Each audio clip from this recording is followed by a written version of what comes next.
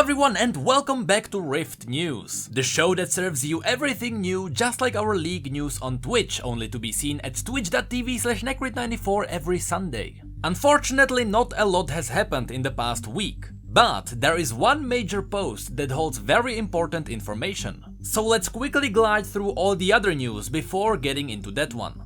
I don't want to go deeper into balance changes and reworks on PBE because they tend to change from week to week. But Riot is still working on Rengar. They are actually squishing some bugs and they are trying to put him into a healthy shape. Also, it seems like Ahri and Quinn may see some changes relatively soon. Ahri seems to be in the right spot in terms of power, but her W feels underwhelming. That ability might get changed. For Quinn, they want to tackle her thematic side. She was always really good at bullying and bursting squishies, but her theme should be a tactical marksman. She herself is supposed to be something like an assassin, and Valor is giving her the advantage of awareness. It seems like Riot might nudge Quinn in that direction. There is one more champion being worked on, and that is LeBlanc. It seems like she won't ship in 8.5 even if she popped up on PBE now. This means that this is going to be a bigger rework, at least in terms of gameplay. And honestly, it's not a surprise. Ever since her changes hit live servers, LeBlanc was in a weird spot. Her skill floor is very high, so it is hard to pick her up for the first time. But if someone knows what they are doing, she can be insanely powerful. So it seems like things will change. Other balance tweaks for other champions are minor, so it's not even worth mentioning them. If you're one of those players who love communicating through emotes because you are afraid of misspelling "in your face" or "suck a bag of pigs", dread not, because some emotes will be on sale throughout the next month. These emotes will come in 3 waves. All of them will be up for 50% of their original price. The first wave will start on February 26th and it will be up for 2 weeks. After that, the next wave will start on March 12th, and the last wave will arrive on March 26th. Those of you who still haven't seen it, PBE also reveals 2 new skins, Dragon Master Swain and Dark Star Jarvan. Both skins are nearing their fleshed out point, so we may expect their release in the next 2 cycles. On top of this, Surrender at 20 found out that PBE also released new emotes for account levels 300, 325, 350 and 375.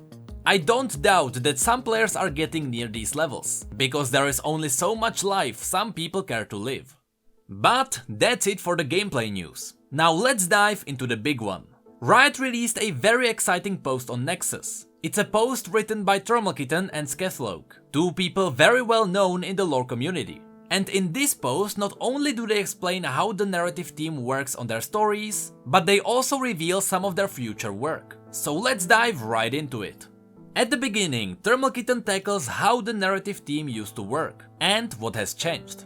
There's a little misconception floating around the internet, that when it comes to Riot and League of Legends, there is a single lore team who writes all the stories, decide all the character backgrounds, and is solely responsible for building out Runeterra. The truth is, the history of our lore is a lot more disjointed than that. Real talk. Over the years, many elements of our storytelling and lore building have been handled, somewhat hazardly, by enthusiastic people from across many different teams. If it felt like the left hand didn't always know what the right was doing, it was because those hands were often separated, and on vastly different products. At the end of last year, we, that is Ariel, Thermalkitten Lawrence, and Lowry Skethloke Golding, started managing and reviewing every new piece of lore, every story, script, and bio created by our narrative writers, to help fix and improve this. The content still comes from different teams, but now there are people, us, responsible for trying to ensure all these separate pieces make sense together. Our new primary mission is to take Runeterra to the next level, something we can develop and expand on as much as needed in the future, and to give every champion a unique place within it. Here they mention 3 goals they want to stick to in 2018. The first goal is keep releasing content, keep developing the lore. We're going to put out more material, more regularly, in more manageable chunks. There are so many great themes and ideas we can look at from patch to patch, so we'll be using those to guide our efforts to some extent. For example, Releasing a champion at the same time as updating their faction, like Swain with Noxus, is something we want to keep doing as often as we can. The second goal is be better at communicating with and listening to players. Expect more behind the scenes looks at how the narrative folk do what we do, and more opportunities to interact and engage with our writers and editors directly. We can't promise that you'll agree with every decision we make, but we certainly want to know when you like what we're doing and when you think we messed up. The third goal is answer some long-standing questions. We know there is confusion about how we make those always tricky lore decisions, and why we might seem not to get a particular champion. We want to help clear all of that up, and hopefully share a little of our reasoning and excitement for what's coming in the future.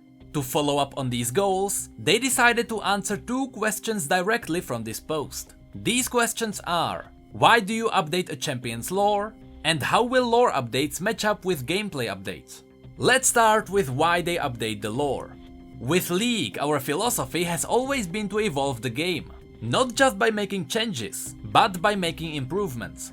If there is a bug in the client, we patch it. And likewise, we shouldn't be afraid to patch the lore if need be. Go ahead, give us your meme hit list. Inconsistency is a bug that drives us crazy too. Oh, I got a meme for you, alright. Bard's background.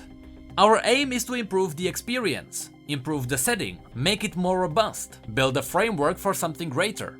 We're not satisfied with champions having okay backstories. We're not satisfied with generic tropes, or in-jokes referencing stuff that doesn't really fit into the Runeterra setting. We're not satisfied with a world only certain people can understand or enjoy. We spend a lot of time with our champions and we love them. Yes, even Amumu. Because of that, we don't want to just like a champion, we want to love them too. Love them enough to main them on the Rift, talk about them, cosplay them, write fanfiction, create artwork, and want to learn more about their world. We are trying to set up Runeterra for a long haul, to create a place that can tell stories about our champions for a long time. And that means we have had to make some changes. Many of the changes made to our lore in the recent years have been aimed at consolidating characters, regions, cultures, and histories to allow that happen. But sometimes those changes have been painfully abrupt. We know there are champions that we oversimplified or underexplained, and we want to avoid that whenever possible from 2018 onward. No more surprise Varus updates. Where it seemed like Riot hasn't always considered the way you feel about your favorite parts of the lore before adjustments are made, we aim to change that.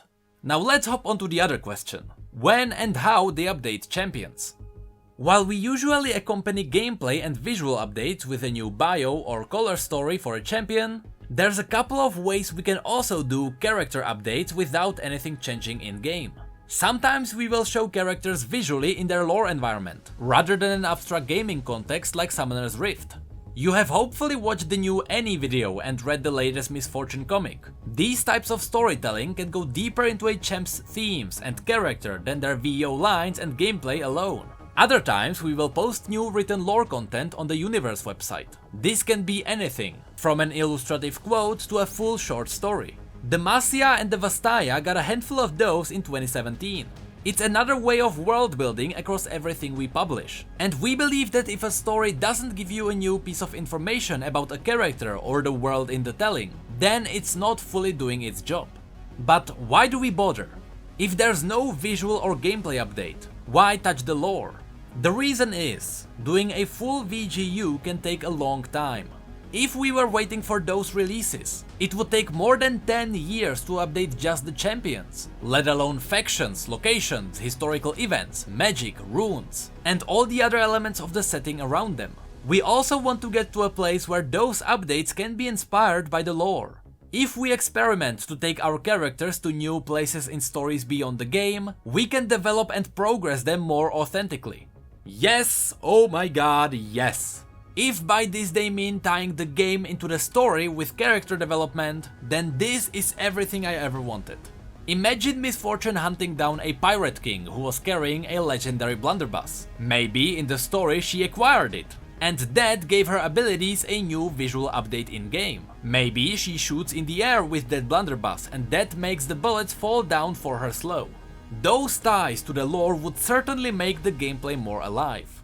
But finally, let's dive into the last part of this post, a part where they reveal what they are working on. So, what's in the store for the rest of 2018? New champions? Of course. Champion updates? For sure. But we are working on a lot more. So far this year, we dove into Noxus with Swain and saw how the Empire operates on its highest level. Borem Darkwill is gone and the ill-advised invasion of Ionia is over. Or is it? There were also 4 new bios: Swain, Darius, Garena and LeBlanc. A new color story, the Black Powder Plot, and the slightly longer tale, the Principles of Strength, which reveals how the Triferix runs things. Both of these stories are on our channel right now. The Black Powder Plot is a part of Swain's story.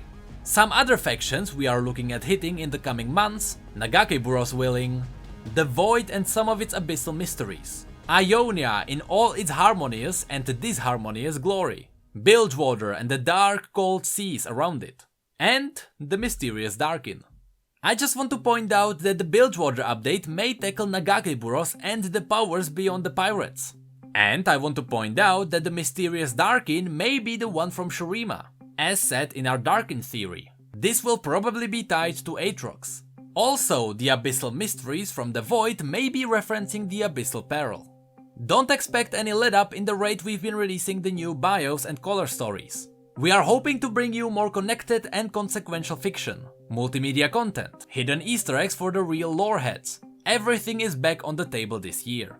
Remember people, Riot is now putting Easter eggs into the stories on purpose, so make sure to raid through everything. We also have more comics in the works. Reception on the first few standalone issues has been great, but we want to deliver even more content. We are already looking at a multi-issue miniseries, focusing on some big plot arcs for some very well-known champions in 2018, and beyond. In addition to all the actual narrative content, you can expect more communication from us on what we have done and what we are doing next in the form of Nexus articles, dev diaries and more. This was a big post for all the lore nerds, because this revealed that the lore is certainly not being taken lightly by Riot, and that we can expect a lot more. But that's pretty much it for the news. So if you enjoyed it, feel free to rate the video and subscribe for more lore and news. You can also follow us on Twitter, Facebook and Discord if you'd like to chat. Lore battles and lore chats are frequent on Twitch, so feel free to follow us there too. Links to our merch and P.O.Box will be in the description. Of course, massive shout out to our Patreons for going the extra mile. You guys are absolutely the best. And with that, thank you all so much for being here and for your support. You know, I really appreciate it. And as always, thank you, come again.